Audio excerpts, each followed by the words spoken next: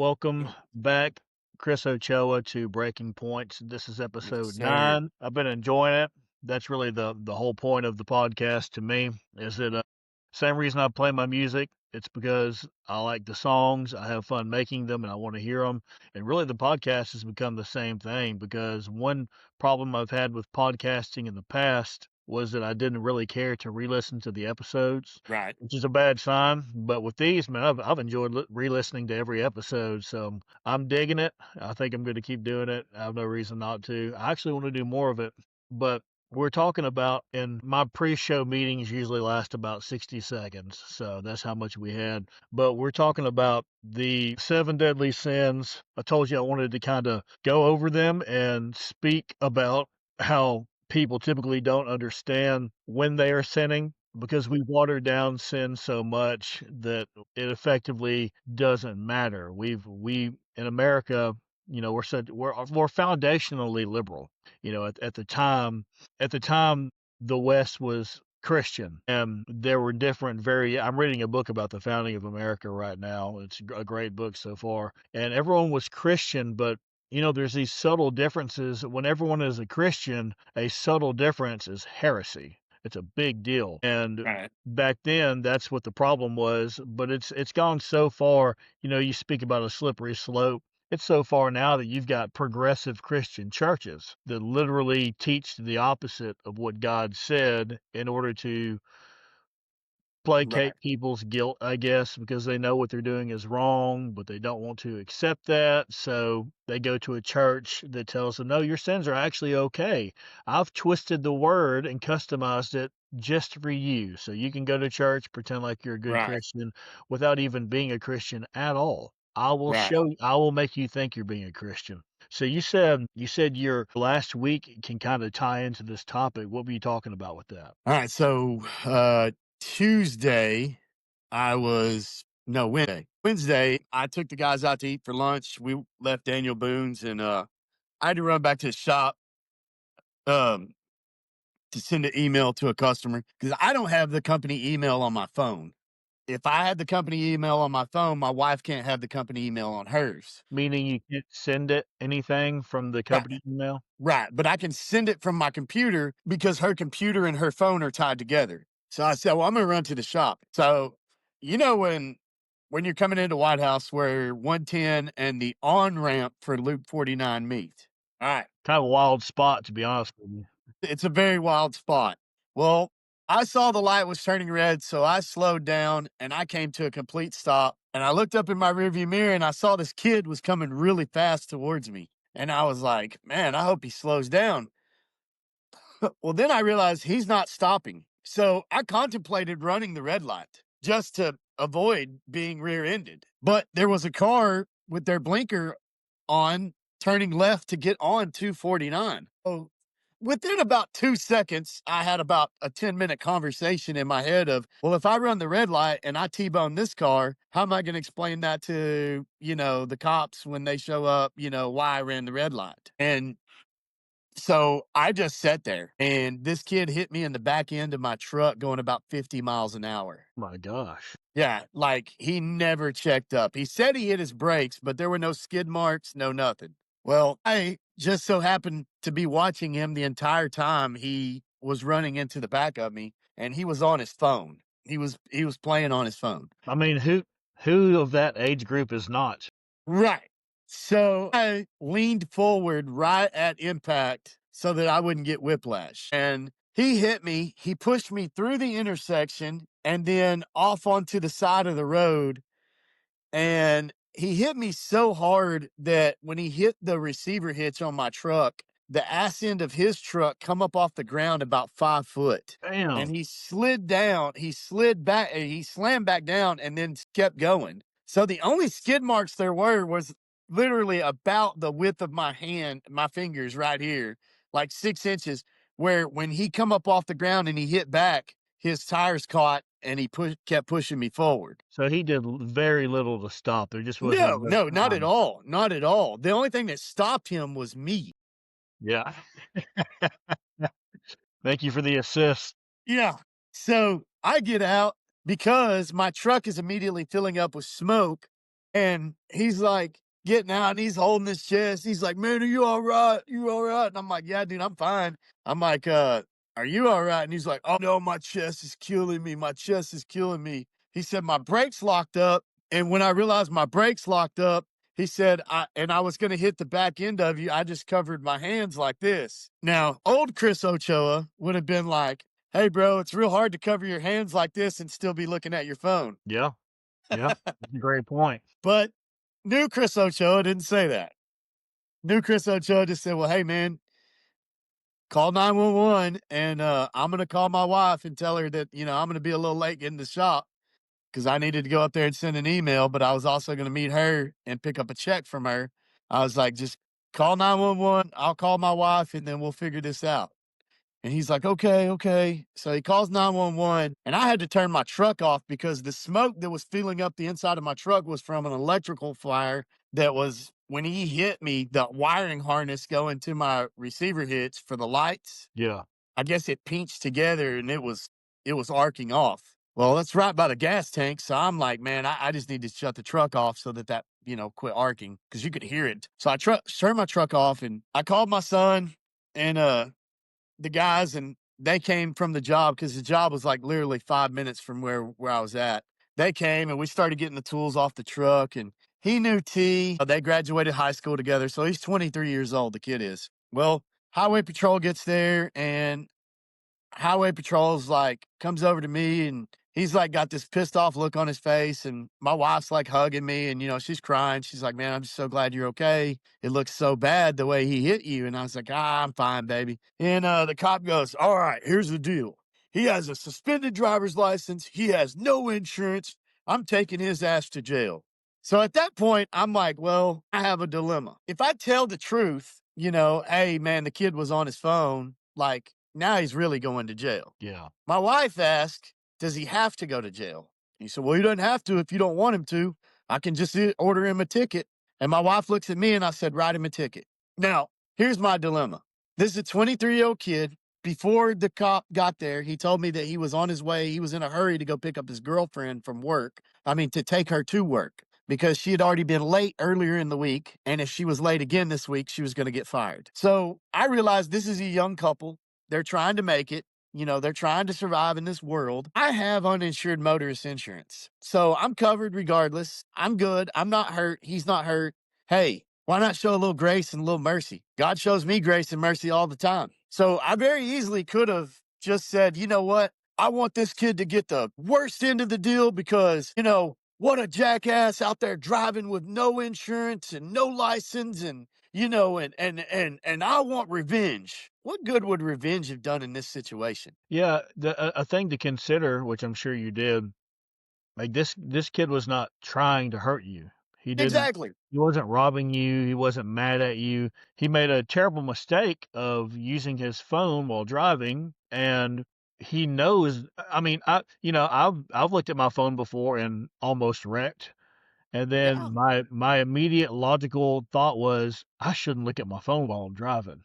And I can only imagine how more powerful that would be if I had totaled my vehicle by making the mistake. So his lesson is learned regardless. It I especially don't know the kid, but it seems like he's a decent person. He's a very good kid. My son said he was a good kid. There's no reason to chop off his hand. He's already learned his lesson. Even if you got hurt, which I mean it did cause you harm, it caused your property harm. But regardless of how badly it affected you, he had no ill intent by doing so, and he's going to get punished. His vehicle's messed up. He's getting a ticket. There's no point in furthering his misery. He's already brought the misery upon himself, and the lesson will be learned. And not to mention he was late. Now his girlfriend's going to be late to work, and so she's fired. Right, You yeah. know. The punishment So has been levied by yeah, God, and by the I mean, laws of so nature.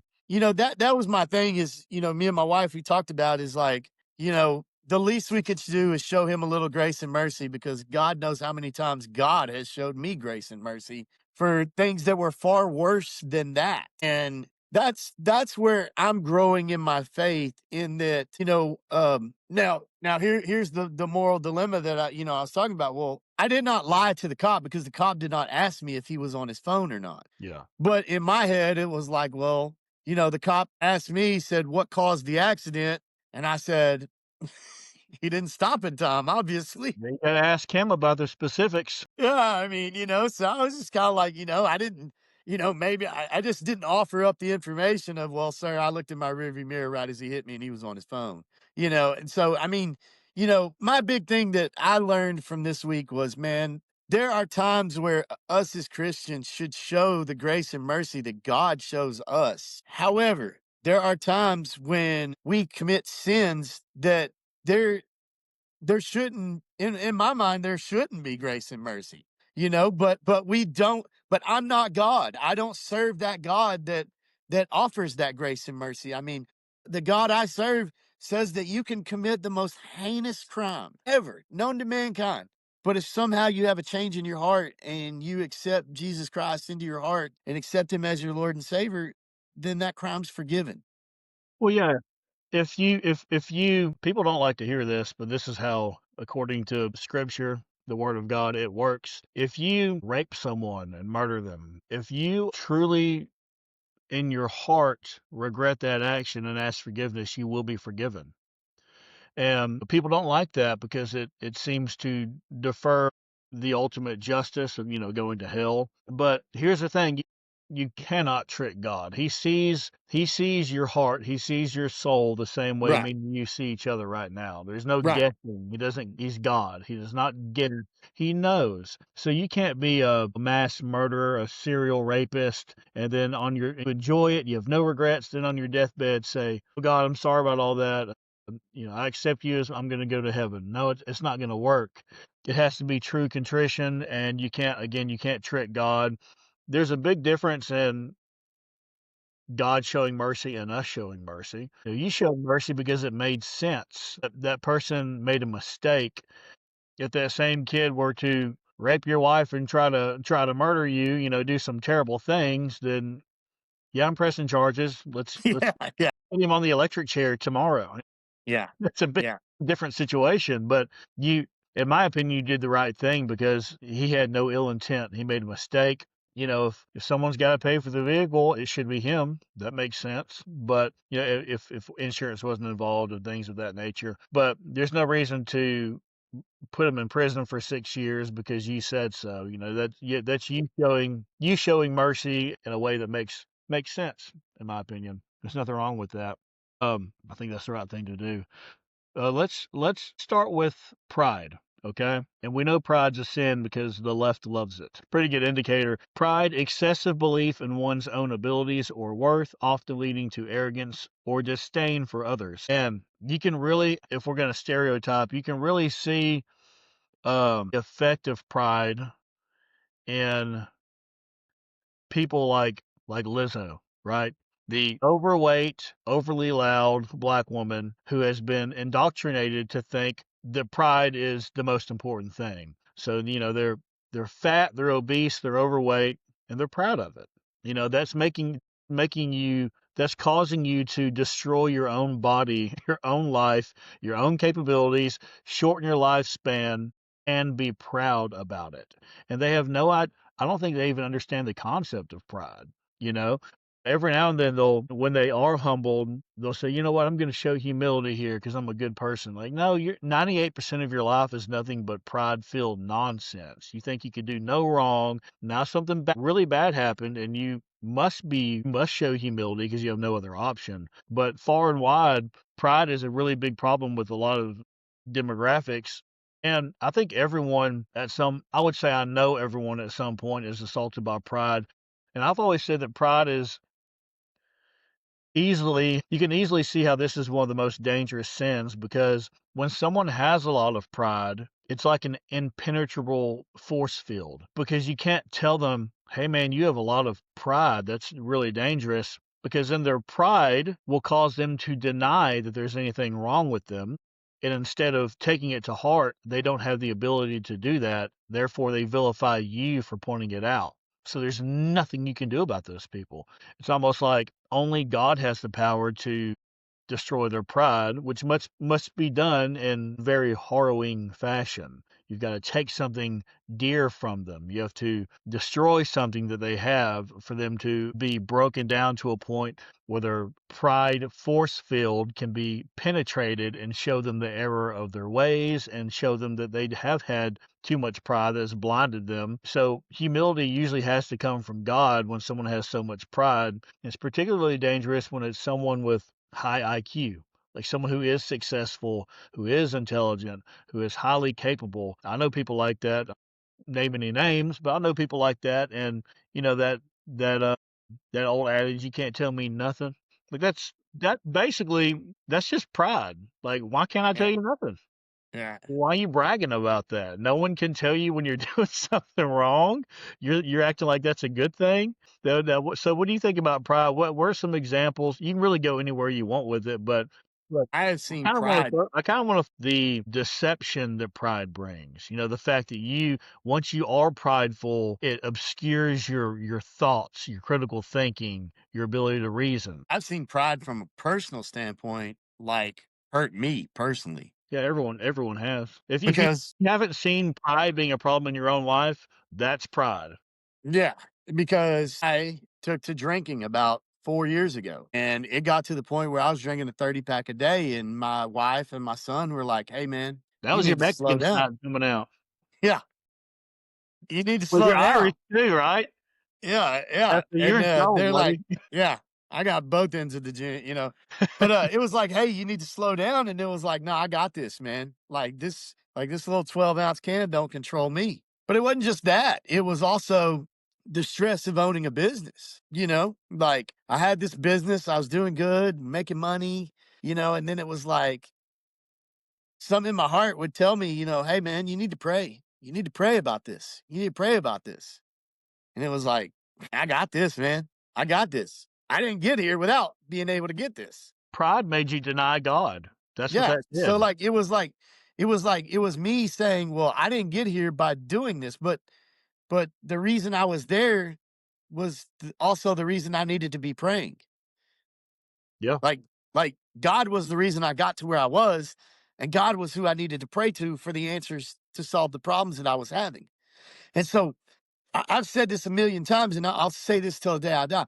Alcohol has never been my problem. Alcohol was always my solution. Yeah. And so for me, it was just like, man, I'll just drink, But then when drinking became a problem, well, I was like, well, I can't ask God to help me stop drinking because, like, he's just going to be like, well, I've already tried to help you stop for the last 4 years and you kept denying me.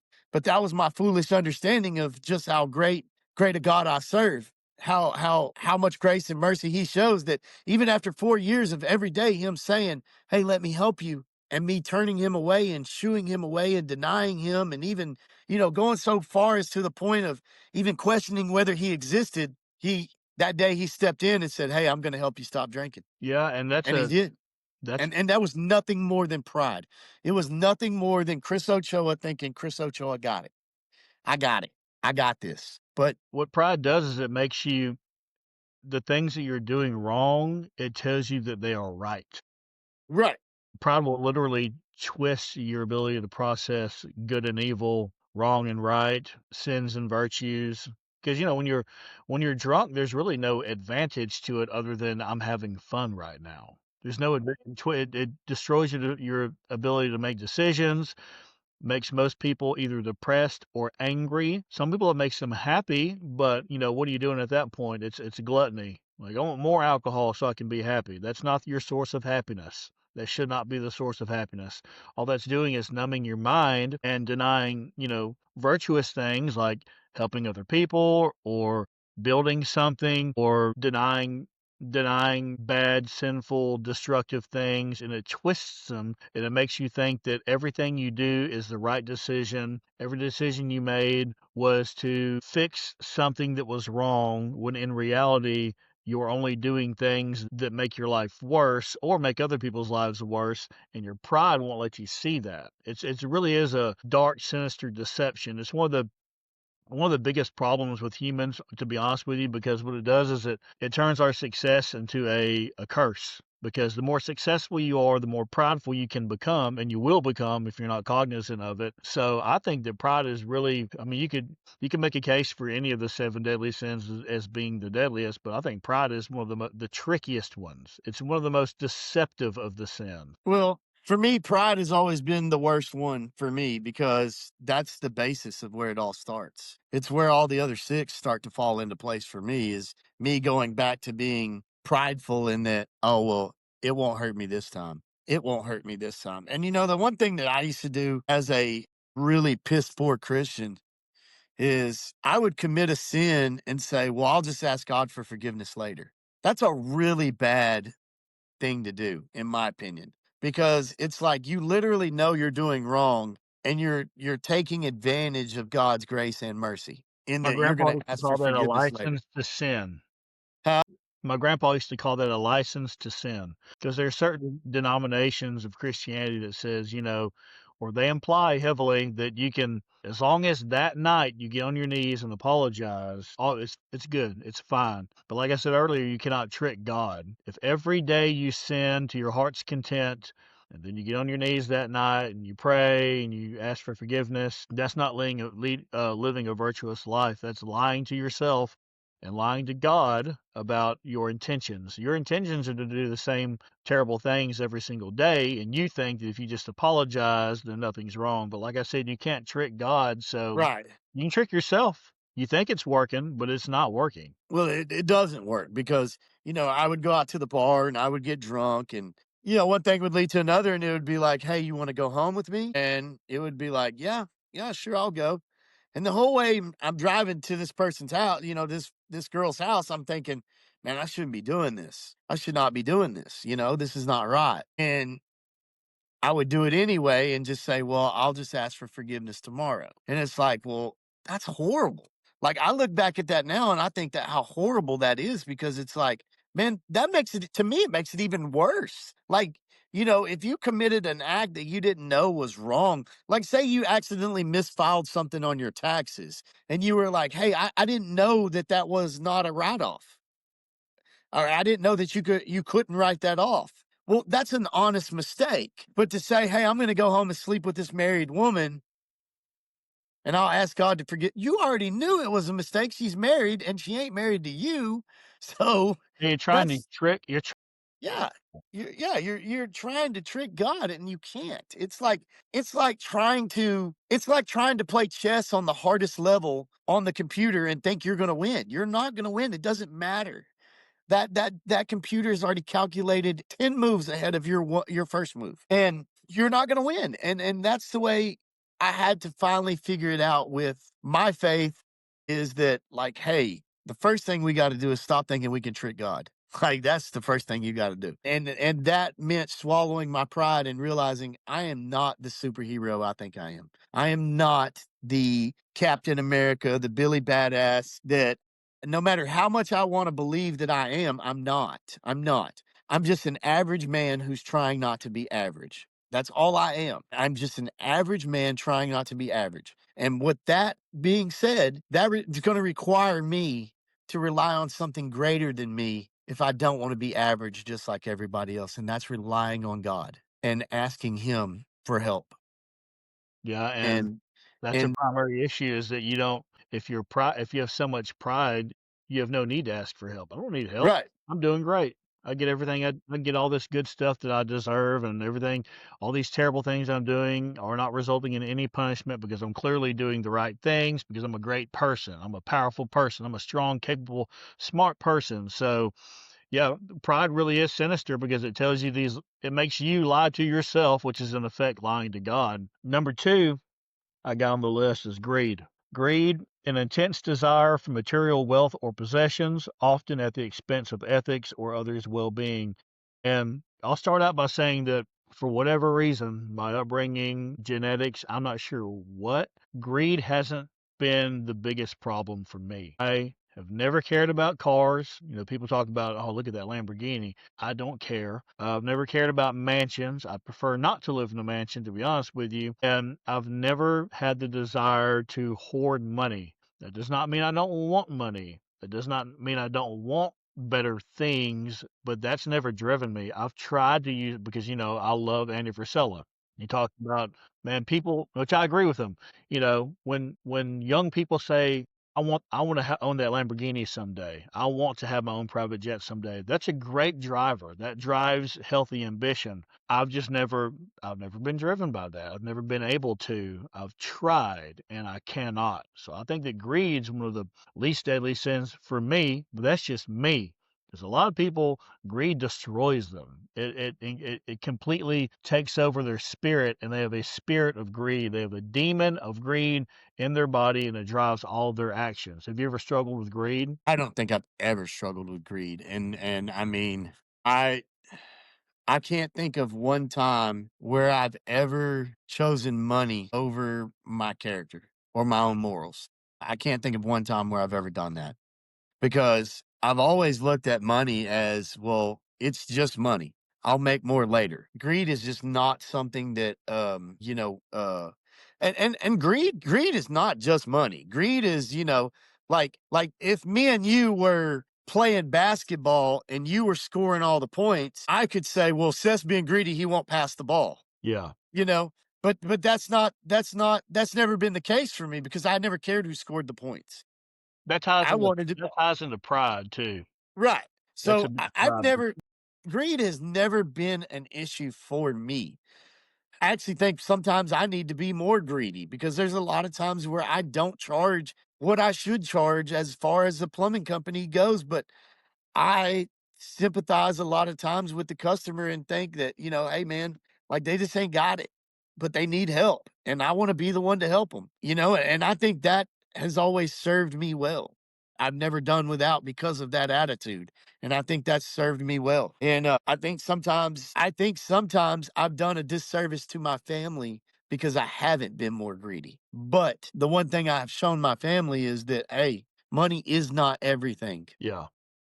And when you put money above everything else, and those dominoes will fall very fast. They will Well, fall very fast. me and you haven't struggled heavily with greed the way some people have. I'm positive there have been times where me and you have had flashes of greed, but it hasn't overtaken us. But you got to be real careful about other people's greed. Because if you're working with someone who is completely driven by money and material possessions and things like that, if that's their number one priority, you're not going to get any grace from them. They're gonna take all they can. They're going to use you up, and they're going to spit you out, and they're going to come out on top, and they got everything they wanted because all they've ever wanted was more, more, more greed, more possessions, more power. Power's agreed because power results in money, right? You'll get money, you'll get more things if you have more power. So you got to be real careful about other people, even if you don't struggle with greed. You have to be aware of who is overly greedy, who is struggling with greed, because you definitely don't want to make any dealings with them. I don't even want to be friends with someone who's driven purely by money and possessions. I have fired people because they have charged a customer too much.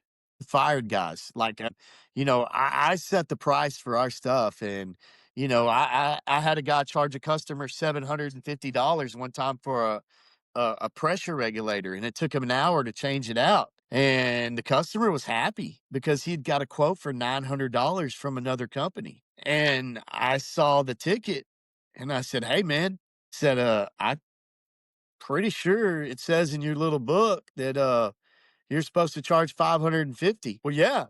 Yeah, I'm trying to make you money." I said, "No, sir, you're not trying to make me money." I said, "You're stealing money is what you're doing from that customer." I said, "At $550 for a pressure regulator, it took you an hour. I still made $350 off of that job. I am not stealing money from this customer. Regardless of what someone else feels like that price is worth, that's fine. That's on them. But at no point in time is a pressure regulator for me ever going to be worth $950, and it's not going to be worth $700. Not within the foreseeable future. Now, if the price of regulators goes up and they're $500 tomorrow, then yeah, I'm going to have to go up. But as long as that pressure regulator costs $100, then at no point in time am I going to charge somebody $700 for one.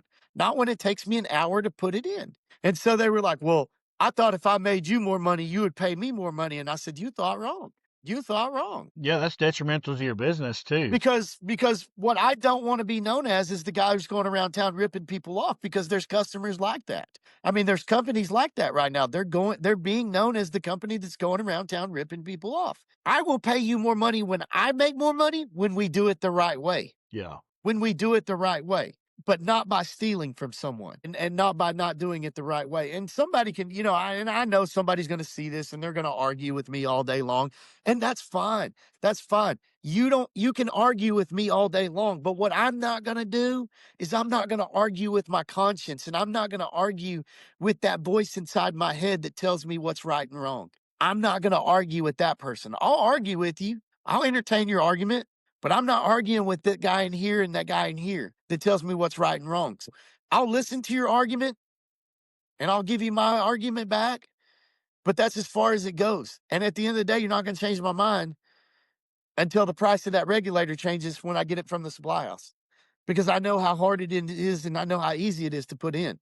And I get those same guys that go, well, you charge this much for this.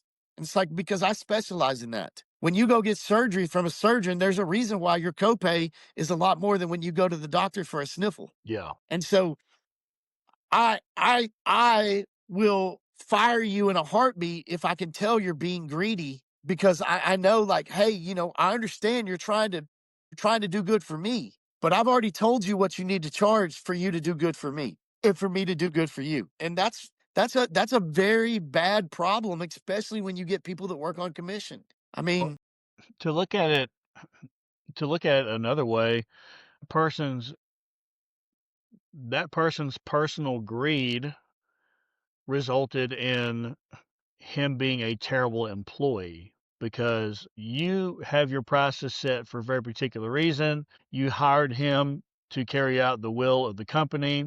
He made an agreement. Okay, for this much money, I will work for your company, adhere to your rules, your standards, and charge your prices. And I mean, he was openly defiant to your company, and that will hurt your company because, if that person talks to somebody else, like, "Hey, have you ever worked with this company?" "Yeah." "Did you get this thing done?" "Yeah, it was $550." "Then why'd they charge me $750?" Now they're exactly. gonna go all over social media and let people know that y'all are price gouging, and you had nothing to do with it. And here's an even slipperier slope. Say that person that he charged was one color, and they asked another person what price they got, and it was a different price, and they were a different color. Yeah. Now it looks real fishy. Now it looks real fishy. Yeah. So you can't do that. Just like imagine if you went to McDonald's and you ordered 2 Big Macs and it came out to $10 and old boy says, "Nah, man, it's 15." He's like, I'm trying to make McDonald's more money, man, so, I can get paid more, so I gotta charge." Like, they would not go over well. No, So because he's so I can't defying imagine the why an company he works employee for. would I can't imagine why an employee would think that they could do that with me. And all it was greed on their part, but it was for the wrong person. Yeah. Like, why would you as an employee want to charge more money when you know you're not getting it, your boss is? Like, that's wild. Like, that's Yeah, wild. I think that person I think they have a lot of different issues, but obviously greed is a big problem for them because that was specifically about money, making more money. I think it sounds like he was very ambitious. He thought that he could make his own rules and be rewarded for it. So he really just doesn't understand the pecking order. Right, yeah, I mean, you don't if you wanna establish your own prices, you must make your own company. This is not your yeah. company. You're making a huge mistake here. Let's move to the next one. This one's very deadly. Lust, uncontrolled or illicit desire, typically of a sexual nature that disregards moral boundaries. We know that one's powerful because the most powerful people in the world use lust to compromise other people in power. You got the Mossad, Epstein Island, sex trafficking, pedophile operation, and all that is predicated on is lust. A grown man has no reason to go to an island and have sex with children other than lust.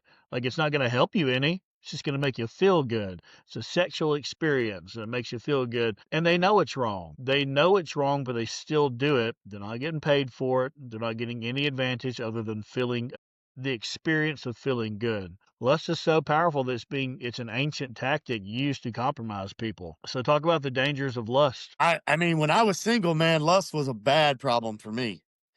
because, you're sitting at the house all alone by yourself and, you're playing the guitar and drinking a couple of beers. And now all of a sudden you're like, man, I wonder what old so and so's doing. Well, she's not busy. Man, I should go over there and talk to her, or I should go see her, or I should tell her to come over here. And then one thing leads to another. And the next thing you know, you wake up and you're both naked in bed and you've done something you shouldn't have done.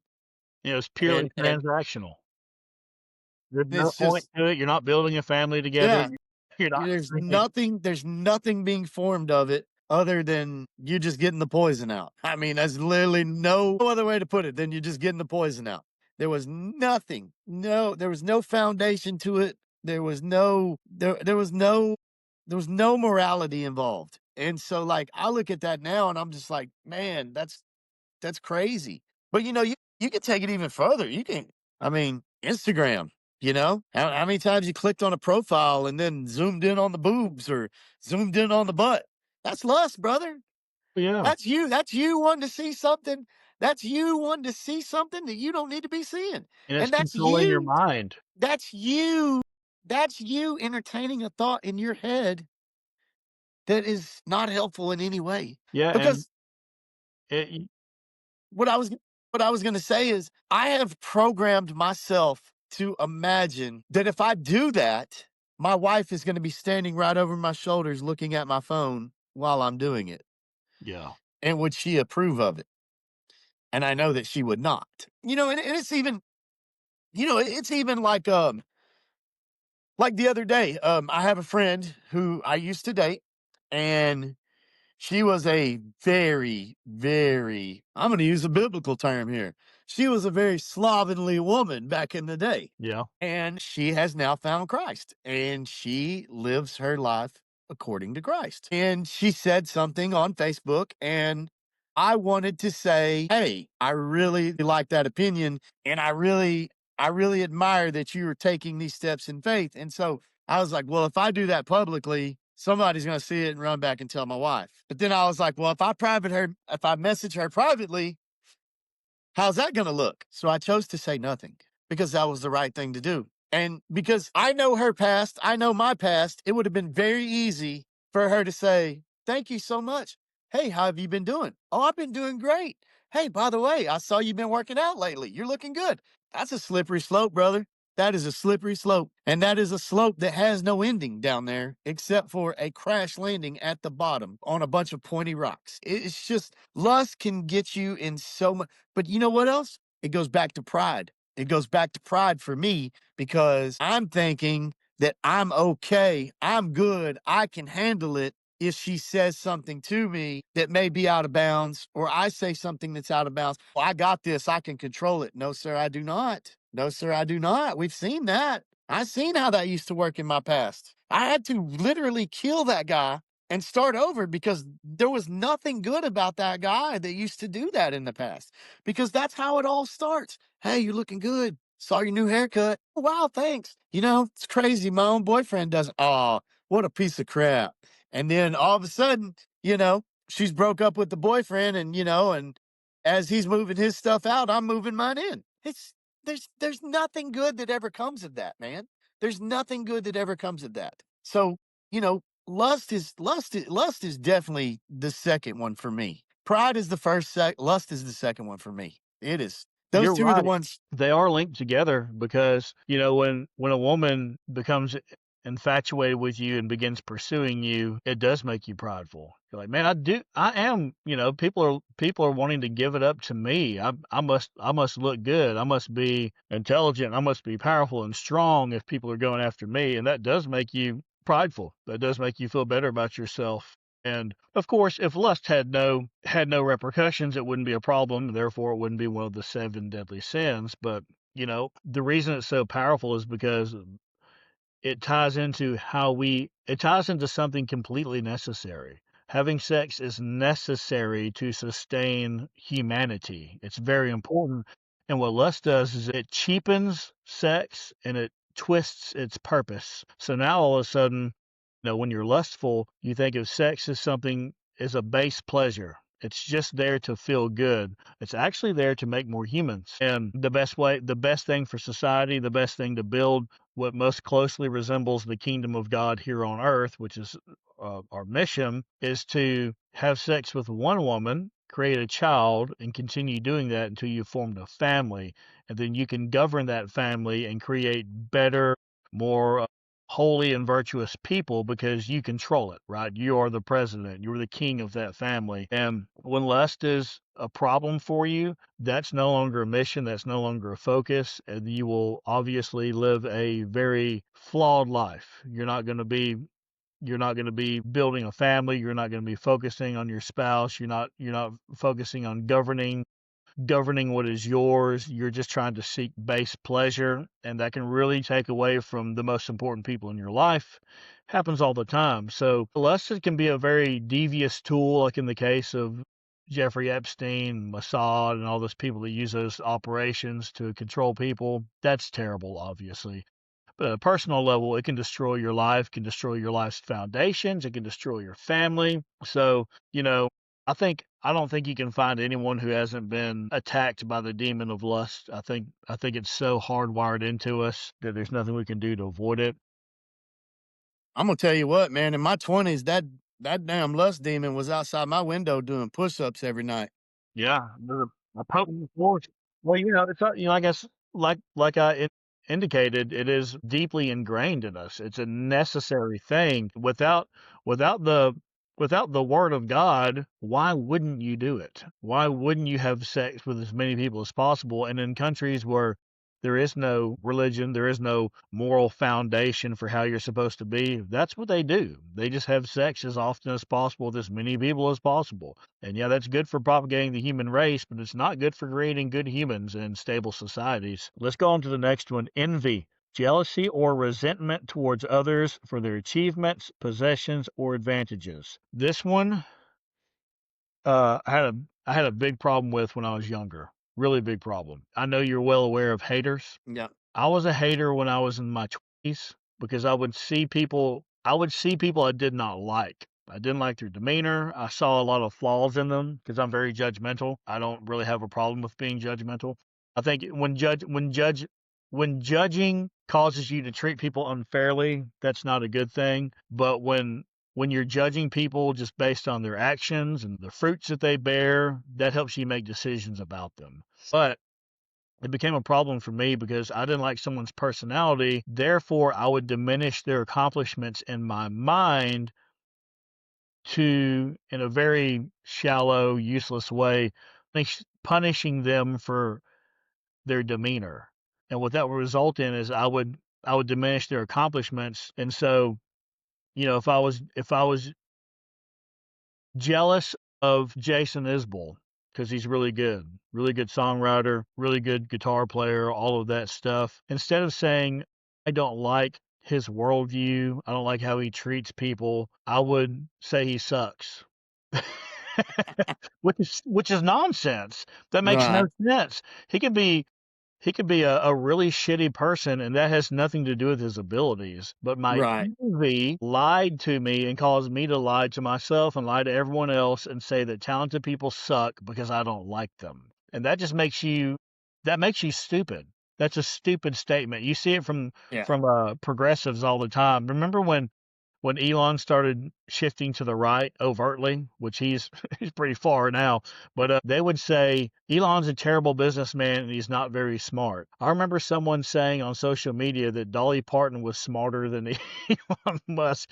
And I'm not talking shit about Dolly Parton. She obviously is a smart lady, but we're talking about a very clear IQ difference. And I think that all it was they were envious of Elon Musk. This person that I don't like is doing well, and that makes me jealous. So I'm going to start trying to tear down what they're clearly good at to make me feel better about myself and my worldview and my team. Not to get off the topic, but my favorite about Elon was it was a liberal woman. She tweeted, "How can Elon be running the government? He's autistic for crying out loud." And I thought, man, Can we get more didn't you guys autistic politicians? like didn't you guys bash Trump forever because of when he made fun of a disabled journalist? And now you're saying that because Elon's autistic, he can't do a government job? Like, I would think an autistic person probably has a better chance of doing a government job than I than would take an entire government full of Elon autistic people over the crap we have now. right?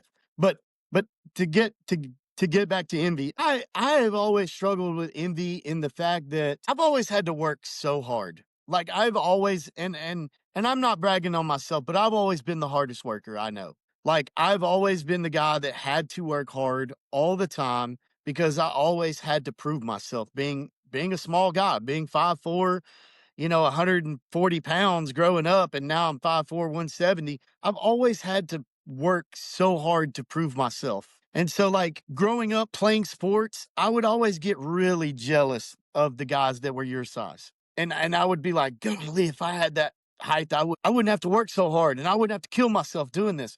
But what I didn't realize is that that hard work that I was putting in to prove myself was going to serve me well later on down the road. And what if I was that guy with that size? Would I have still worked that hard? We don't know that. So all jealousy and envy does is make you play out a scenario in your head that is never going to come to fruition. It's never going to happen. And so that's what I try to tell guys that are coming up that will get in these situations where I see them start to talk crap about other plumbers or other companies. And I'm like, hey, don't do that.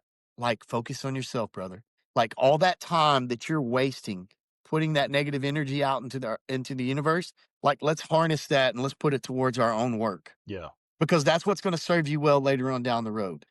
I cannot remember where I saw this quote, but it said Tom Watts in one year had 3 number 1 hits and the Bee Gees had 4. And somebody asked Tom Waits if that pissed him off and he said, "Man, I don't know. I was too busy being Tom Waits to even know that the Bee Gees had 1 number 1 hit." Yeah. And that's how I've tried to live my life after I realized how stupid being envious of other people was. Talk about talk about stupid.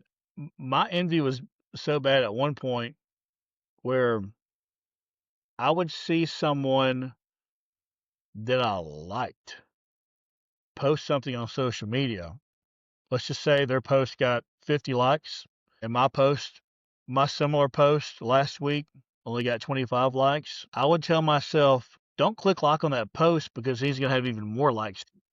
It, the gap will be even more wide. So envy, That's hilarious. and it's not a big deal. Like he'll never know I didn't click it, and Right. it's not going to really affect his life. But that caused me to, in a very small, subtle way, refrain from supporting someone I liked because I didn't want them to get too far ahead of me. That is very, very destructive, man. That's a very bad thing. And I wasn't like that Hey, for long because I figured, like, why don't I like my friend's post? It didn't make any sense, but I was hey, so talking ingrained in about it. clicking like, I will never forget the time you told me, "Man, that might be the funniest post I ever see." Do you remember what it was? Was on Facebook. Yeah, Well, the one I'm thinking of, some woman went on an unhinged, I don't know if it was all caps, but it had that vibe to it. yeah. It was like a 60-word run-on sentence about 8 different topics. And I didn't know what she was talking about. I didn't know this person. And your reply was just those 3 open eyes. Like, whoa, what? Like, you just replied with 3 WTF faces. And I was like, that was the perfect reply to that. No, it was after me and you got drunk. It was when y'all lived in those apartments off Shiloh Road. Yeah. And the next day I went to work and I was posted, "Hey, dot, dot, dot. I I don't don't care if care I if I ever see ever. another beer again." Yeah, yeah, that was a good one. Yeah, And that was because, when because, was that when we were at the flag football game and it was really yes, cold? And yeah, because we didn't know each yes, other very well uh-uh, that's when we went to the Iron Horse Saloon, right? yes. Okay, yeah, so we Tough. didn't know each other, and I had to be We honest had with you, saw Rich O'Toole. We did saw we? Rich O'Toole at the yeah, or That was down under, right? no, no, we did go to the Iron Horse Saloon in Palestine, and Rich Palestine. O'Toole was gonna be there the next day, Okay. but we saw somebody. It It might have might have been been like Western Charlie Myers. Shafter or somebody like that. Yeah, it was But, someone who was known that I didn't really know. yeah, But but yeah, we got to be honest with you, I had never known someone as social as you at that point. Most of my friends were I was not a pothead, but I had a lot of pothead friends because we like to think really deep and question things, which is something I'm trying to get back to because you can lose that. And I kind of did. But I never knew someone who was like, hey, person that I met last week, let's go to the bar. Yeah. I was like, okay. I don't really do that, but we'll do that. And so, yeah, we went to the Iron Horse. You drank more than me, but I got a little drunk, you got really drunk. And then the next day we were at the flag football game and I remember seeing you who was very loud and having fun the night before. You're like your shoulders are up, your hands are in your pocket, and your face was just and I was thinking to myself, man, he must be extremely cold. Like, I've never been that cold. He can barely move. And then I asked you about it and you said, man, I was staying still and letting the wind hit my face because I was trying to be as cold as possible. Yeah. 'Cause I was more hungover than I've ever been in my entire life. And you know what's crazy is as I really got hangovers in my 20s and 30s. It wasn't until I got to be about 38 that the hangovers went away. Like, and then it was like I could drink a 30 pack and not get a That's hangover. where it gets dangerous because Yeah, and that is dangerous. I That's was very drinking like dangerous. 6 to 7 fingers of whiskey a night, 7 days a week, like it was nothing, and I remember bragging to people, "Yeah, I feel great every morning," and I had kinda convinced myself that I had some strange immunity to the effects of alcohol or the Yeah. negative effects to it, but you're still drinking poison every night, Yeah. so you're Yeah, you're still still putting poison in your you're body. still paying someone to poison you every single night. It doesn't matter if you don't feel terrible the next day, you're still doing the wrong thing. Going back to that, I heard a thing when I was in rehab, and I've said this to several people, and they all just look at me and then they look down at the ground. And it says, "Think of all the bad decisions you've made when you were drunk. There's a lot of them. Now think of the ones you've made when you were sober. The worst decision you ever made when you were drunk, you made when you were sober. That was to start drinking." Yeah, that's a good point. That's a And good it's point. like, You're always that's sober before wild. you start drinking. That's wild. That's wild to think that way. Like, wow, the worst decision I ever made was only made because I was sober when I made it. Yeah. Like, and if that don't tell you something about your own pride, if that don't check your own pride at the door, man, that's wild. Well, let's officially transition to the next one because this is we kind of got on it, gluttony. Yep. And it's overindulgence or overconsumption, typically of food or drink beyond what is necessary. And I tell people I've been a glutton my entire life, but it wasn't like I live for food, I live for alcohol, stuff like that. It was really just because I was growing very fast and ate like a 14-year-old, right? A 15, 16, 17, I was growing. I was in a very high state of growth, so I would eat endlessly. I was never sated, but it was still gluttony, and it wasn't really detrimental to me because I don't really have that body type. But I will say this: eating $30 worth of Taco Bell and KFC 4 times a day, or whatever the equivalent of that is, it was not helping me. It was not Right. giving me good nutrition. It was poisoning my insides. It was probably causing neurological conditions I did not notice because I was young and could fight it off well. But when I concentrated now when I got into bodybuilding, I ate probably more. I ate at least just as much, but I don't consider it gluttony because I was doing it for health. I was doing it for a good purpose. So I think Right. when I was eating only for taste, like why would I go to Taco Bell and KFC other than taste? I wasn't doing it because it was a healthy meal. So in that regard, I believe that was very sinful because I was eating things that I knew were not good for my body. It was not good for my mind. It was not good for my life. So I very much consider I don't think it's how much you eat. It's like why you're eating it and is it for a purpose? What is that purpose? If your purpose is, Right. well, because ice cream tastes good, that's gluttony, right? And I'm not saying you can never have ice cream, but why don't you just taste the ice cream as opposed to eating a gallon of it that night? You know you shouldn't have eaten a gallon of ice cream. You know you should have eaten a half a pint or whatever the case may be.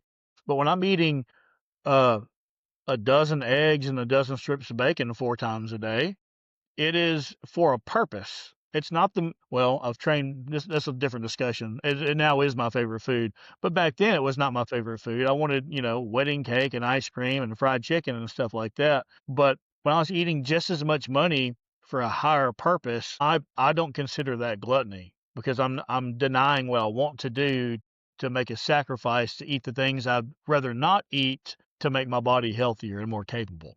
Do you think that gluttony is tied directly to pride in the fact that you were eating that because you wanted to look good so that people will compliment you? Well, pride protects you. Pride, anything you do in excess, you can justify it with pride. So if you want to get technical about it, And I'm speaking from experience because I've I could seen, live with like everyone else, I could live with far less food. I could live right. with far less.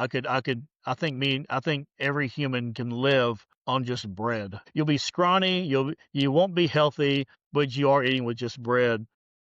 Have you You are seen eating bread. Have you seen that study? It's I saved it on my Instagram, so I'd have to go back and find it, but they did a study. Do you know how many calories the actual an actual human actually needs to survive Like on a daily basis, on a daily basis? probably 500 calories, It's 1,100. 1100. Okay. Yep. Yeah. And you could still preserve your muscle mass at 1,100 calories a day. It depends on your muscle mass. Right. Yeah. I mean, Like but you're Arnold not gonna Schwarzenegger in you're his prime, if he went to 1100 calories a day, the dude's getting smaller. right. Right. He's gonna get smaller, but he's not gonna wither away and die. That's what I'm getting Right. at. Yeah, yeah. But yes, you only need 1,100 calories a day to live on. And the 2,000 calories a day was I'm going to butcher it, so I'm not even going to go into it. But it was basically preserved on the food industry saying, "Hey, let's make it 2,000 calories a day so that we can make more money because people are going to eat more." Oh, And yeah, they're it's when constantly obesity changing started to data. climb. Obesity they kind of paralleled obesity started to climb around the same time that they started saying we needed 2,000 calories a day. Yeah. They constantly change data And for their own means. if you eat healthy, it's actually kind of hard to get to 2,000 calories a day if you eat healthy. Yeah. Because I know, like, when I got out of alcohol rehab, and I was, I was 132 pounds, and I got back up to 180, which now I'm back down to 170. But when I was trying to gain weight, to get back up to, I mean, I was taking in 3,000 calories a day, and it was to the point where I was just like, I can't do this anymore. This sucks. Like, I'm tired of eating because I would eat steak and rice and beans. Well, that was only 450 calories, Yeah. and if I want to get to 3,000, you mean I got to eat this crap 7 times a day? So then you would see something like a McDonald's cheeseburger was 1,100 calories, and you're like, oh, well, I could do that. That'd help me get up to those calories, but that's not healthy calories. I've It's not always good hated calories. I've always hated counting calories, not because it takes time and effort, but because I don't know, I don't know if I'm rare. If you just if you make minor adjustments to your diet over the course of a week and then 2 weeks and 3 weeks and you see, "Man, I'm getting fatter. I should take out some of the higher caloric things that don't contain what I need in it." You can make adjustments to your diet over time without ever having to count calories. Now, bodybuilding for me was really easy because I was trying to get as big as possible. So the answer is eat as much protein and complex carbohydrate and healthy fats as you possibly can and avoid simple sugars. That was so easy. I mean, at first it wasn't, obviously, because I'm full, but I need to eat another meal. But your body adjusts. And if I was trying to lose weight, which I did, when I got up to 250, from 245 to 250, that extra 5 pounds, it was just fat. It just made me feel worse. So I thought, I guess I'm done. Unless I'm willing to do steroids, I guess I'm done getting bigger. So obviously, I need to scale back in a healthy way. But I think that gluttony, it's in according to your needs and whether it's good or bad, like what are your needs? If it's well, Right. why do you eat 6,000 calories a day? Because I need it to feel good. I think that's gluttony. But if it's because I'm trying to get bigger and stronger, I need that. And pride was tied into it for a long time because, man, I mean, you've gotten cut, you've gotten bigger and Oh, more yeah. cut multiple times. You can't help but to feel proud of that. But yeah. Like, you Well, love when people compliment you that, "Man, you're getting bigger." That made me feel prideful, right? And there were times where that was my main drive, which so I had a guy tell me this one time. He said, "Are you proud? Are you proud or are you full of pride?" And I said, "What? What am I? What? Like, isn't that the same thing? And he said, no. He said, if you're proud, it means you can still accept criticism. He said, but if you're full of pride, nobody can tell you nothing, like There's you no said earlier. room. You're full of Yeah. pride. There's no room for anything And else. so I am going to tomorrow. I'm drinking this Pepsi today. That's my last Pepsi. Starting tomorrow, I'm going to do a 21-day challenge for myself, and I'm going to literally see if I can get abs in 21 days. And I'm going to post every day on Instagram, and I'm going to track my calories and everything like that, my macros, my micros, all that. And in 21 days, I hope that I can have abs. I do not have abs right now, but in 21 days, I hope that I do. And all I want to do out of this is to show people that even at 44 or 45 or 54 or 64, if you're willing to put in the work, you can do it. You can do it. It's easy. I don't do the 75 hard because I mean, realistically, You don't like need to lose weight. It's not I even don't need to. for losing weight. I don't even need to. So 75 hard to me is like for now, that's been the last 365 days, since I quit drinking alcohol. Like I exercise every day. I work. I pray for 10 minutes. I read. So I mean, I'm doing all that. I'm just not doing it in the form of saying I'm doing 75 hard. But for me, it's like I always have to like when I can tell I'm falling off the wagon, I go back to all right, we're going back to square one, all discipline, we're gonna go back there. And so for me personally, I've never really dealt with gluttony other than the fact of I eat everything on my plate, whether I'm full or not, because I was raised that way. Same. And I don't know if that's a good thing or a bad thing, but man, there's a lot of times when I'm done eating, I just feel like absolute dog crap. And last night was one of them because we had fajitas. We had chicken fajitas. I cooked them on the grill and then we had rice and beans. And after I got through eating everything, my wife was like, "Hey, you want to go sit outside?" And I was like, "No, I want to go to bed. We'll I sit on want the to, toilet. yeah, I want to do anything but continue to be this miserable." And so I was like, "Man, I shouldn't have ate that." But it was I didn't wanna throw anything away. I'm so because I do, like, I'm like, "Man, like, that's just not cool to cook something and not eat it," you know? That's the power of leftovers. Yeah. Hey, So I am full. We're gonna put this in the fridge. I'm gonna yeah, eat it tomorrow. right. I'm not gonna make myself sick. And I despise leftovers. The only thing I like leftover is rice from Shoguns, the fried rice from Shoguns. I love that. But Yeah. The next one's been a huge problem, probably for most men, definitely for me, wrath. That is the yeah, uncontrolled anger or hatred that leads to destructive behavior or vengeance. Man, when you get filled with the spirit of wrath, you do not act like your best self by any means. no, I used to say proudly, because it was true, and I probably still have this in me. If someone does me wrong intentionally, gets one over on me, I will chop off my hand to chop off their head. That's definition. Uncontrolled anger or hatred that leads to destructive behavior or vengeance. It's self-destructive when you're so wrathful that's like that person did me so wrong that I will hurt my own life to hurt them more. I've had that many, many times in my life. I've dealt with that. Yeah, I mean, I think I mean, it's one of the most definitely one of the most powerful draws because it makes no sense to let someone get away with something, right? Like just right, a logical sense. Like, man, if I don't punch them for that, then I'm a punk. And right.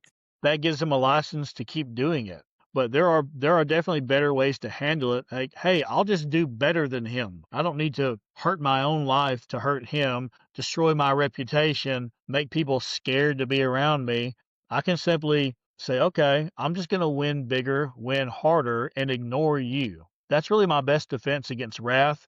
When someone does me wrong at this point, no wrath, not going to chop my hand off to chop your head off. I'm going to erase you from my life. If you get on Facebook and say something bad happened to me, I'm not even going to see it. Like, I'm not going to say, you deserved it because you did this to me. Your time's coming. No, I'm not talking to them anymore. They've done me wrong. I'm done with it. I don't need the spirit of wrath to have vengeance upon them. The vengeance is they have been shunned. They've shown me their true colors, and I'm not going to associate with them. I always say there's 7 billion people on the planet. I don't have to talk to that one. Right. That's not a problem for me. But wrath used to be a huge issue. That's a big ass Pepsi. And it's the 1 liter. I'm only having one. Now it's a 2 liter, but after Yeah. this, I'm So done. wrath for me has always come from a core belief of me feeling like I was a loser growing up. And That was the origin of yeah, your yeah, wrath. for my wrath, because I told myself I was a loser my whole life growing up. I always said nobody can tell me anything because you can't say anything to hurt my feelings because I've already said it. You know, nobody can say anything to me that I haven't already said myself. Well, Well, that's you where were all also, my let me interject real quick. Don't lose your thought, but you were kind of raised like that. yeah. You told me stories where you're outside shooting the basketball for an hour, and your dad will get home, and I'm of course paraphrasing. I don't remember it like you did, but he'd be like, "Oh, you're practicing? Yeah, Dad, just hit 6 shots in a row." Like, well, Michael Jordan wouldn't go until he hit 20, and then he'd just walk in like you didn't do shit. And your grandpa would come back out and be like, "You ready to give up yet?" And you're Yeah, like, "No." So they kind of made you think you're a loser, yeah, not yeah, in a mean way. They obviously right, wanted you to get better. They loved you a lot, but they were like, "Hey, you're a loser unless you give it your all, and then give it your all again and collapse on the court." So that kind of was ingrained in you. right. So for me growing up, I always felt like a loser. So when someone attacked me, I felt like they were essentially calling me a loser or whatever. Well, I might feel like a loser, but I can't let you say that. I can't let you tell Yeah, me that, because why? The truth hurts. So if you hurt me, I'm not only going to hurt you, I'm going to make sure your mom's hurt too in the process. right. You tear your So life down. yeah, so when you call me short, I'm gonna make a cut down on you, but I'm gonna also make a cut down on your mom, that when you go home and said, "Hey mom, he said this about me, and he said this about you too." Now she feels bad. Right. And now And she didn't everybody even hates. do nothing. She didn't even do nothing to me. But that's how bad my wrath was. And so now I look at it from a place of, oh, I can't be like that, because one, I don't think I'm a loser anymore. I don't think I'm a loser. I know I'm a winner, Seth. I went from being 2 work trucks to now I'm 1 work truck. So where each work truck was making $2 to $4,000 a day, now I'm making two to $4,000 out of 1 truck versus 2 to 4,000 out of 2. So I just lost essentially $10,000 a week by this truck being disabled. Yeah. So not only did I lose my truck because he totaled it, but I also lost the ability to make money out of that truck. So I very easily could have been like, just, oh gosh, now my business ain't gonna make any money, blah blah blah, and I could have just went on a rampage of wrath, and instead I chose mercy and forgiveness and grace, because I was like, man, one, if I go on this rampage, is it gonna serve me well? Is it gonna serve this kid well? Is it gonna serve my family well? Instead, I chose to show a little grace and mercy and just say, you know what, man, I'm a winner. I'll figure this out. I'll figure out how to make this work. And when I figure out how to make this work out of running just 1 truck versus running out of 2, then that just makes me that much better. Then whenever I need to pivot or whatever to back to 2 trucks, it's just going to be super easy now. So I think for a lot of times for us men, we forget that there's nothing good that comes out of wrath. And we know that because in the Bible, it says that when God shows his wrath, it's going to be ugly. If nothing good is going to come out of God's wrath, how big of a silly goose are you to think that anything good is going to come out of your wrath Yeah. when you are not even close to being perfect like God is? And what So, that was is you using wisdom to identify a deadly sin, wrath, and turn it into a virtue instead. With age brings wisdom. With wisdom brings the right decision, identifying and denying sins. right. And But that, so I would say, man, wrath has been number 3 for me for a long time. And it wasn't until, you know, me finding God, or not finding God, but reacquainting myself with God, that I really had to understand, man, there's nothing good that comes out of wrath. There's nothing good. no, yeah, I think that wrath can, I think that can destroy your life very quickly because I mean, one violent outlash can put you in prison for 30 years. That's because of wrath. That one's got really serious and quick repercussions. This one's a little bit more of a slow poison. That's the last one, and that's sloth, laziness, or apathy, particularly in relation to spiritual or moral responsibilities. Sloth is I think the dangerous thing there is apathy. If you've got things you need to do, you don't want to do them, so you convince yourself that you don't really care about the results. Like, you know what? If I lose my house, I'll just move into an apartment. Like, you don't want to lose your house. You don't want to live in low income housing apartment, Yeah. on Shallow Road. You don't want to do Right. that. But sloth makes you apathetic and it makes you eschew your responsibilities of working, paying your bills, supporting your family, supporting yourself, and you just kind of go, you're like, "Hey, I'm tough. I can tighten my belt. I can live." And I've battled with the spirit of sloth a lot in my life, but I've known some people that make me look like Jeff Bezos. I mean, I know a guy that if you offered him $1 million for a 6 month contract that was going to make his life really difficult for 6 months, or the alternative was you can live in the ghetto with a security system, so you'll be safe. But you're in the ghetto, you can't really leave your house. You'll have enough food, universal basic income. You'll have enough food to live. You'll never have more than this. There's never a chance. He not only would take that deal, he would brag about it. He'd be like, "Yeah, I don't have to And work anymore. thrive in it. Yeah, man, look, here's my TV. Yeah, I'm playing these games every night. Yeah, pretty good deal, man. Hashtag blessed." And that's because he's the most slothful person I've ever met in my entire life. Great dude, but dude, the spirit of sloth dominates his life. I don't think sloth has ever been. I mean, I'm by no means a lazy person. I think though I do get very lazy in my spirituality sometimes. I think sometimes I'm like, well, I prayed yesterday, man, it's good. But then it's like, oh well, no, you have to pray every day. Takes And effort. so I've gotten to where now like I pray anywhere from 6 to 10 times a day. And I'm constantly praying for, my children, my grandchildren. I'm constantly praying for me and my wife and I think the thing that I pray for the most is me and my wife. I pray that we always have the strength, the wisdom, and the courage to do the right thing because I think from there, everything else falls into place. Like mom and dad or stepdad and mom or Chris and mom, whatever, however they want to define it is the foundation for how well our family runs. And it's the foundation for the legacy that's going to be built. And so we have to make sure that that concrete is really strong to build that good, strong foundation. And so that means that me and Lisa have to be on the same page, the same wavelength all the time. And so I'm always praying for God to give us both the strength, the wisdom, and the courage to always do the right thing, no matter what the Yeah. consequence is. And so man, that has really turned my life around doing that. It has really been a blessing praying that way. And you're right. Spiritual sloth, which the little definition I had mentioned, spiritual sloth. That's a big deal too because I have no problem praying when I'm driving 2 hours to East Texas. Because what else am I going to do? It's not a big sacrifice for me to turn off the music and just pray and think, but I'm multitasking. I'm driving. It's not really a sacrifice to me.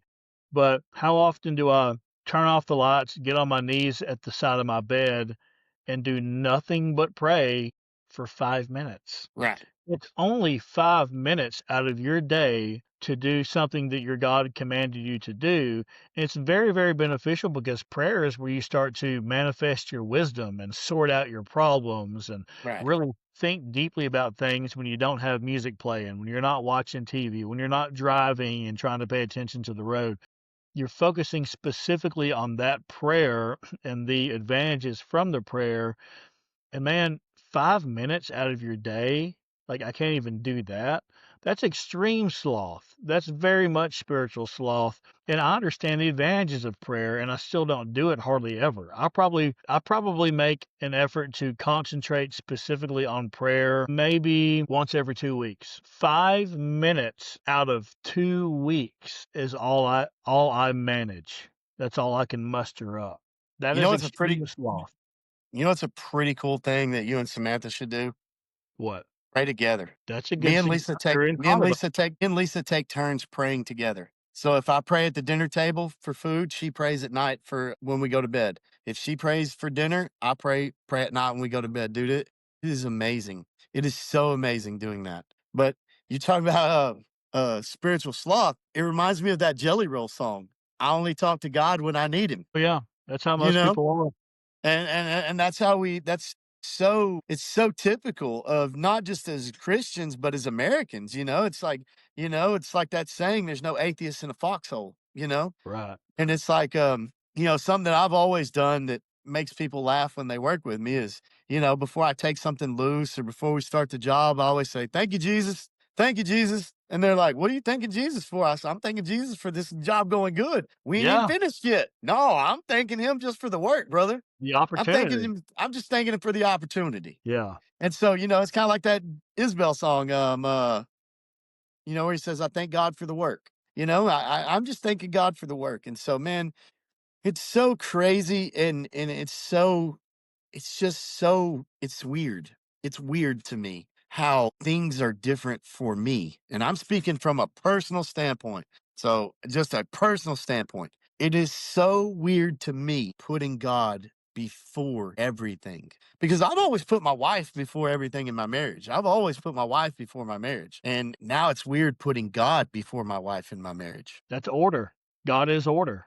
And it You is the want you want order. your It life is to the be order. ordered and not chaotic. God's always Yeah. supposed to be at the top. And so, it's weird. It is weird, but it is necessary for me. And so, man, and it's really weird. It's really weird, but it's also becoming very, very, very difficult because it's bringing me closer to God. So now the devil sees me as more of a threat. So now I'm starting to see things where I'm like, "Ooh, that could be the devil, brother. That could be the devil. Like that could be the enemy working. That could be the enemy trying to talk to me there, And it's like, no, I can't entertain that. I can't. I can't. And so, I think it's very funny that I'll see people. They'll say, "Well, and I don't need God. My life is good." And I'm like, "Of course it's good. That's exactly why you need God, Yeah, exactly. because your life is good. That's why you need God." Yeah, and kinda wrap it all up, I think the most important element of sin in this current day is identifying it, because it's when you don't identify it, or even worse, you celebrate it like the left does with Pride, Pride Month, pride, pride, pride. If you can't identify that you are sinning, you have no inclination or incentive to stop because you don't know it's there. It's like that saying, the greatest trick the devil ever pulled was convincing you he doesn't exist. Well, if you're convinced that you're not sinning, you will make no correction and you'll constantly walking in the dark away from God's light. And you're just going to make things worse and worse for yourself. And then, of course, as always, steps in and tells you that you're doing everything right because everything's okay. And now it's permanently keeping you away from God because you don't realize you're away from God, because you don't realize you're sinning because you haven't identified your sin. And that is one of the most important parts of prayer, is that you're sitting there for 5, 10, 15, 20 minutes if you can muster it, if you have the discipline to do it, and you're talking to God, you're thinking through situations, you're considering what might be sinful, what could become a problem, how you could have handled situations better with more virtue than sin. And I mentioned virtue. I think that, first of all, would you want to do this again next Sunday? Yeah. Yeah. I think it's cool that to focus on God on the podcast on Sunday. Yeah. So, next Sunday, I'll be going to church at 8:30. We're going to 8:30 service. So, as soon as I'll figure out what time the 8:30 service gets out, and then I'll holler at you, and we'll do We it. could So it probably might do it in be the like around afternoon. Yeah, it might be like around 2 or 3 in the afternoon, but we'll definitely do it, man, because I wanna make this a focus point of, because, I know it's gonna sound kinda cheesy too, but I'm like, it kinda helps me through the week, because I'm like, "Hey, man, you can't live a life as a piece of crap on Monday through Saturday and then get on that podcast and talk about God on Sunday." Like, Yeah, it's you a have to great you way have to to walk focus. you have It's to a walk great the way to get walk. our mind calibrated on what's important, on God and on the order and how we're supposed to live our lives, so that we don't just say things because we know it. We're actually thinking about it inside of Because our. It's real easy to sound it's real easy to turn talking about God into a word salad. It's real easy. Yeah. No, that's good. That's good. That's good when you're introducing someone into Christ, to give them the word salad version. But I think when when you're as far in as we are now, like, hey, we've got to delve more into the scripture. We've got to delve more into, what the actual meaning is. And that's what I'm starting to see. And it's very confusing for me on a certain level because I'm seeing the people who are screaming, "We're Christians, these people are bad," blah, blah, blah. And I'm like, but look at what you're doing. Yeah, you're just wearing Christianity as a robe. Look, I'm a Yeah, Christian. like You see that right there? It's embedded in my robe. I'm a Christian. so Well, what do you so do that a Christian's supposed to do? You just say you're a but Christian.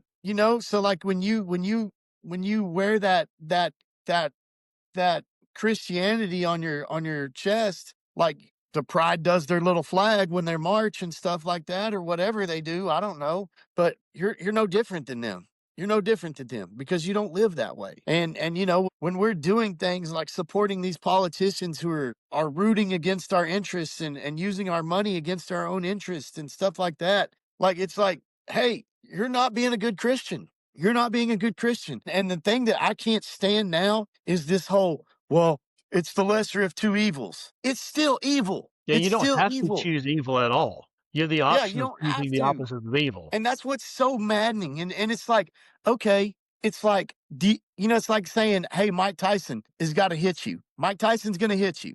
He's going to hit you either in the face or he's going to hit you in the nuts. Which one do you want? They're both going to hurt, dude. They're both going to hurt. And both of those hits are going to have lasting repercussions. And that's all we're getting out of this country right now is we're getting one guy hitting us in the mouth, or we're getting Mike Tyson hitting us in the mouth on this side, or we're getting Mike Tyson hitting us on the nuts on this side. And we're somehow saying, well, I'd rather get hit in the mouth than get hit in the nuts, or I'd rather get hit in the nuts than get hit in the mouth.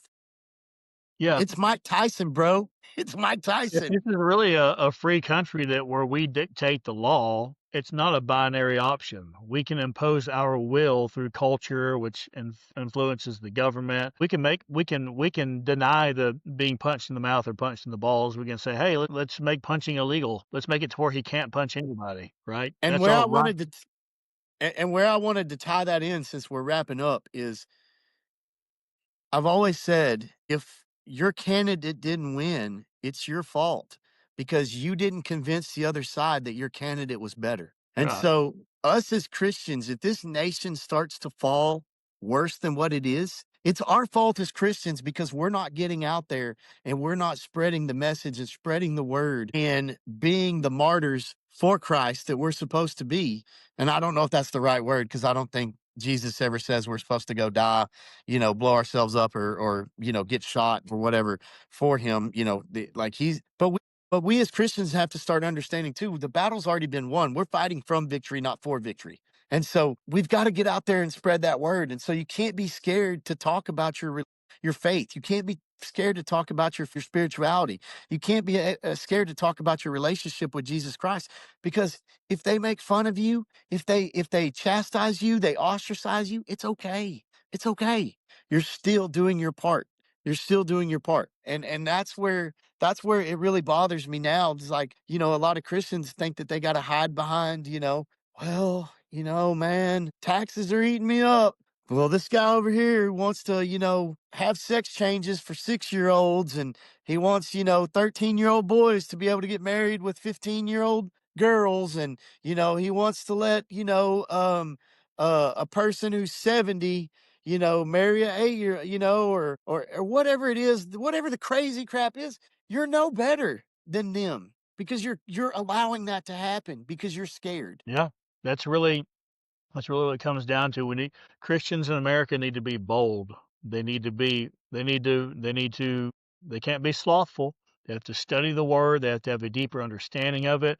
And I think that's something cool we could do on the podcast too, is just start having discussions about specific things and gain a deep understanding of it, form arguments to support God's word, things of that nature. That's very important to do. Christians need men now more than ever. Yeah, for sure. The West in general needs me. Well, all right, man. We're gonna call it right here. All right, brother. We'll aim for next Sunday, probably in the afternoon, so you can get your morning and whatnot done. Sounds And good. I'll try to get this posted before the day is up, and I'll start clipping it throughout the beginning of next week. All right, brother. Take care. Love you. Be good. Love you too. Bye. Bye.